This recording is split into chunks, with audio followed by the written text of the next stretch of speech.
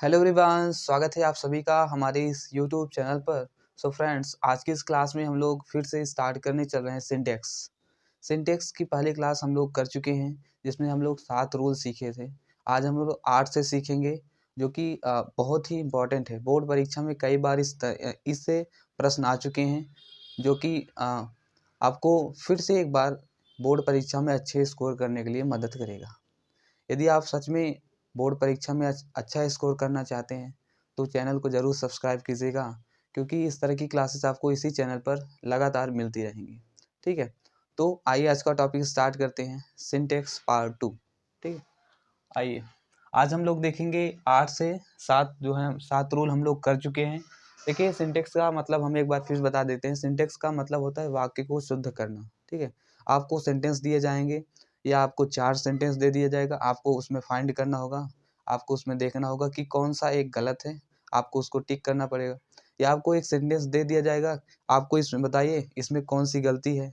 वो parts of speech में कोई हो सकता है, हेल्पिंग वर्ब हो सकता है, कुछ भी हो सकता है। ठीक है, आपको उसको फाइंड करना होगा। यही सिंटेक्स का काम होता है। जब हम इतने सारे रूल पढ़ लेंगे तो उसके बाद इस तरह की जो गलतियां होती हैं उसको हम आसानी से पहचान सकेंगे। आइए देखते हैं रूल नंबर 8। तो आपसे यही निवेदन है कि वीडियो को पूरा देखिएगा, ताकि आप लोग अच्छे से चीज़ों को समझ पाएँ। रूल नंबर 8 क्या कहता है कि कहीं भी सुपरलेटिव डिग्री के पहले द का प्रयोग करते हैं।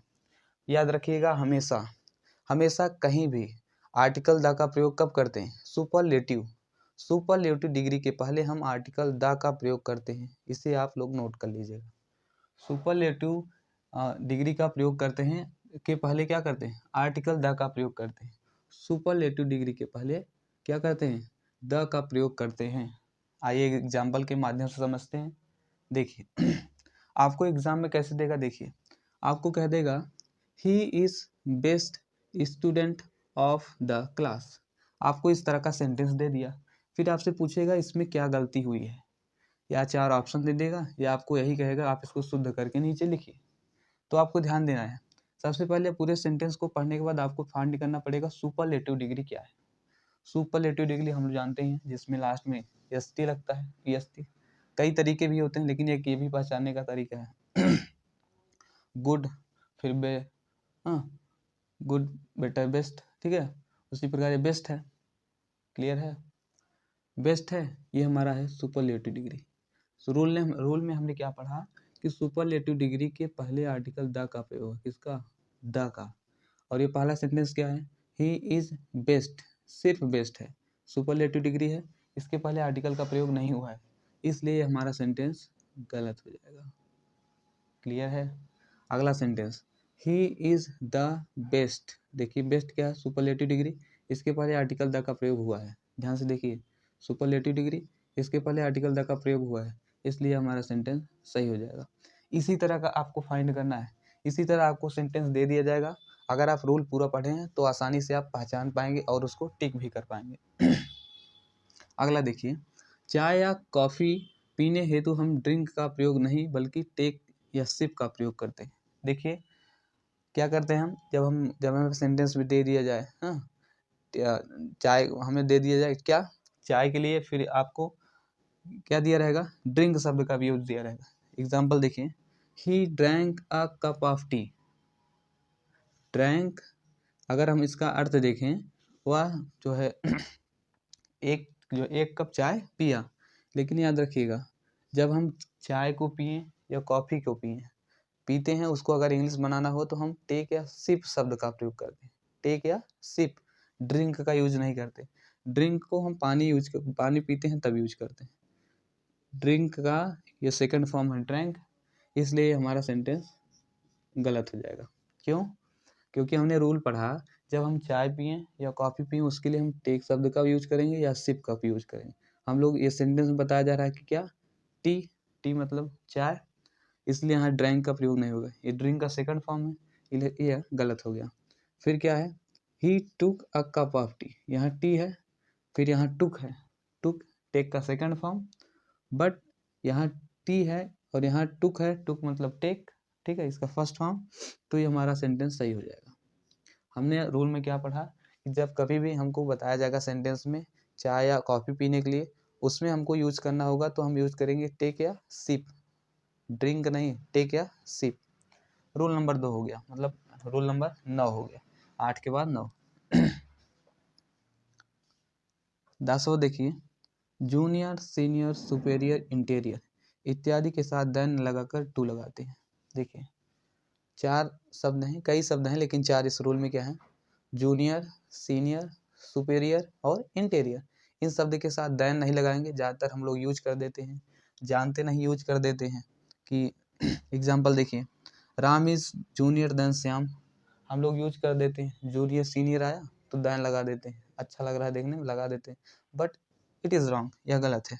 ठीक है, हमको क्या यूज करना है, कहीं भी हमको जूनियर मिल जाए, सीनियर, सुपीरियर और इंटीरियर, इसके साथ हमको टू लगाना है, ना कि देन।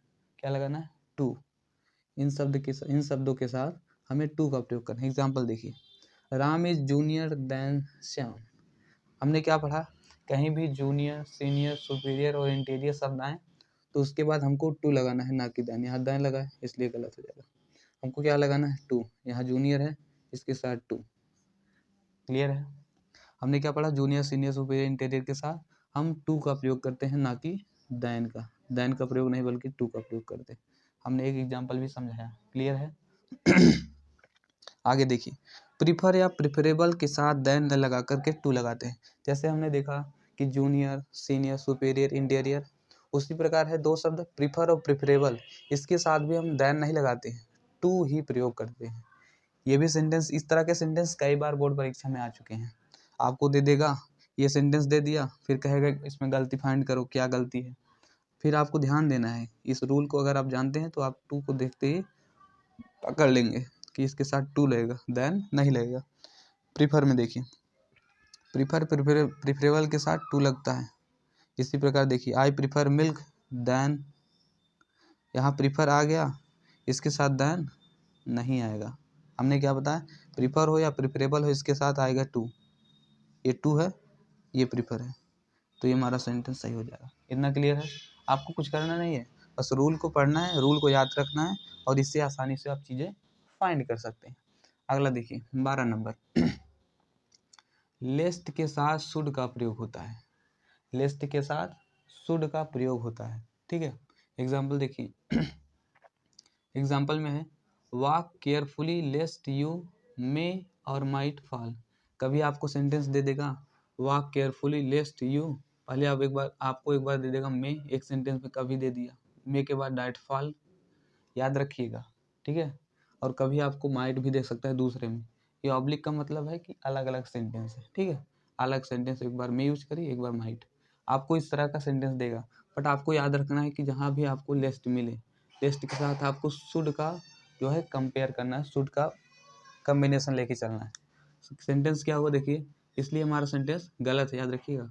लेस्ट आया है, लेस्ट के बाद मे या माइट आ गया, इसलिए सेंटेंस गलत है। इसमें देखिए लेस्ट है, लेस्ट के साथ शुड है, इसलिए हमारा सेंटेंस सही है। आपको कुछ करना नहीं है, आपको बस ये रूल याद रखना है, जहाँ लिस्ट आए तो उसके जो सेंटेंस होगा पूरा उसमें शुड आना है, कोई और मॉडल नहीं आएगा, सिर्फ शुड आएगा। क्लियर है, क्योंकि ये फिक्स रूल है। इस तरह के रूल से आप आसानी से सिंटेक्स को समझ पाएंगे। अगला देखिए 13 नंबर, द आल्दो, दो आल्दो के साथ येट या कॉमा का प्रयोग होता है।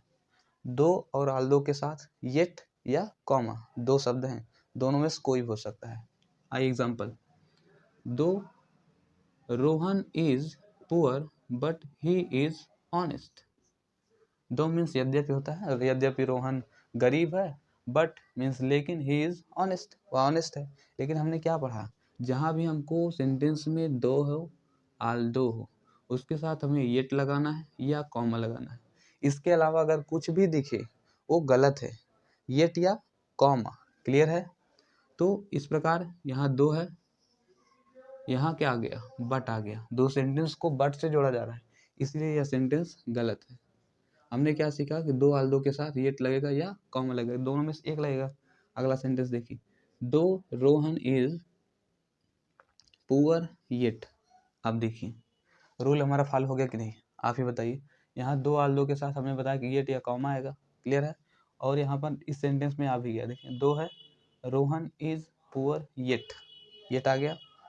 ही इज़ ऑनेस्ट, दो के साथ येट का पेयर आ गया तो इसलिए हमारा सेंटेंस सही हो जाएगा। यहाँ तक क्लियर है चीज़ें? बहुत ध्यान से देखिएगा, क्वालिटी थोड़ा तेज़ कर लीजिएगा अगर ना दिख रहा हो सही से क्योंकि अच्छे से ही प्रयास किया जा रहा है आपको सिखाने का। ब्लर आएगा तो समझ नहीं पाएंगे। 14 नंबर क्या है? आइदर के साथ आर का पेयर आता है। हमेशा याद रखिएगा कि आइदर जहाँ आएगा वहाँ आर आएगा, आइदर जहाँ आएगा वहाँ और आएगा। आइदर के साथ और एक और होता है, नाइदर के साथ नॉर। आपको सेंटेंस में दे देगा, देखिए ही either you read nor sleep. Either means होता है या तो यू रीड यानी आप पढ़ो, या नॉर सो जाओ। फिर याद रखिएगा, आपको एक चीज़ याद रखनी है, आइदर जहाँ आएगा वहाँ और आएगा, आइदर जहाँ आएगा वहाँ और आएगा। आइदर के साथ और का पेयर होता है, यहाँ आइदर है, आइदर के साथ नॉर आ गया, इसलिए हमारा गलत है। आपको ये रूल मतलब चीज़ें याद रहनी चाहिए, जितने भी रूल लिखे गए हैं आपको ये याद करना पड़ेगा, तभी सिंटेक्स आप समझ पाओगे, नहीं तो समझने में बहुत दिक्कत होगी। अगला सेंटेंस देखिए, आइदर आ गया, यू रीड और आ गया। हमने पढ़ा क्या था कि आइदर आए, आइदर के बाद उसके साथ पेयर में और आना चाहिए। दूसरे सेंटेंस में और आया है आइदर के साथ और, इसलिए सेंटेंस सही है। क्लियर है? 15वां देखिए, 15 नंबर नाइदर के साथ नॉर आता है, हमने आपको बताया। इसी तरह आपको सेंटेंस बना के दे देगा, नाइदर देगा, फिर यहाँ पर नॉर के स्थान पे आपको और लगा देगा या कुछ और लगा देगा। आपको ऐसे याद रखना है कि नाइदर के साथ नॉर आता है, नाइदर के साथ नॉर आता है। क्लियर है? लास्ट देखिए, नॉट ओनली के साथ क्या आता है? But also. ये बहुत इंपॉर्टेंट है, कई बार आ चुका है। नॉट ओनली के साथ बट आल्सो का प्रयोग होता है, नॉट ओनली के साथ बट आल्सो का प्रयोग होता है। ठीक है, क्या है एग्जाम्पल देखिए, Rohit is not only new but fool. हमने क्या बताया, जहाँ नॉट ओनली आएगा वहाँ बट आल्सो आएगा, जहाँ नॉट ओनली वहाँ बट आल्सो, यहाँ नॉट ओनली आया, इसके साथ बट आया है केवल, इसलिए गलत हो गया। ध्यान समझिएगा, जहाँ नॉट ओनली वहाँ बट आल्सो। रोहित हो गया, Rohit is not only, sorry not only पूरा आया है, फिर उसके बाद यहाँ देखिए बट आल्सो भी आया है, इसलिए हमारा सेंटेंस सही हो जाएगा। क्लियर है यहाँ तक? ये रहा पूरा स्ट्रक्चर, ये पूरा रूल रहा। 8 से हमने 16 तक कवर कर लिया। बहुत ही आसान है, बस आपको क्या करना है, वीडियो को वॉच करना है, पूरा अंत तक देखिएगा, फिर से एक बार रिवाइज कर लीजिएगा। और इसी तरह की आपको क्लासेस 12th की मिलती रहेंगी। दोस्तों के साथ भी शेयर कीजिएगा। अगर वीडियो अच्छा लगा हो तो like, subscribe and also share with friend. तो फिर मिलते हैं एक नए वीडियो में एक नए अमेजिंग टॉपिक के साथ, इसी टॉपिक के पार्ट 3 के साथ। तब तक के लिए धन्यवाद।